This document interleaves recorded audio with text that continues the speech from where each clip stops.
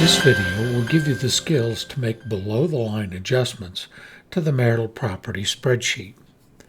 There will be times when one party owes money or should receive an asset that should not be considered in the marital estate. In such a case, a below-the-line adjustment is necessary. I will use Jack Romantic's property spreadsheet to make an adjustment. In the marital property spreadsheet video, you saw that Creative Divorce Documents automatically calculated the equalization payment. Looking at Jack's spreadsheet, Jack's total assets and liabilities equal $317,106, while Ima's value is $482,144.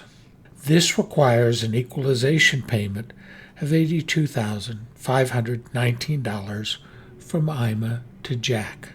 This scenario reflects the fact that Jack used the marital USAA MasterCard to buy his girlfriend, Scarlett, a ruby ring worth $10,000.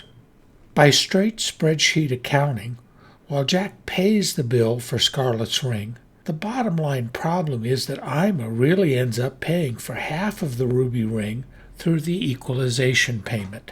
To avoid this, do not enter the USA MasterCard under Liabilities. Let's remove the entry by going to the Interview Library pane and deleting that debt repetition. Toward the end of the interview, you can make below-the-line adjustments. Open that dialog by clicking Yes, and then click Next, and open the dialog for other liabilities to be awarded to Jack. You can now enter the cost of the ring and note that Jack is to assume and pay the marital credit card. Comparing the equalization payments, Ima's equalization payment goes from $82,519 to $77,519, a $5,000 difference. Previewing the bottom of the spreadsheet, we see the debt listed as an adjustment, where Jack assumes and pays for Scarlett's ring without contribution from Ima.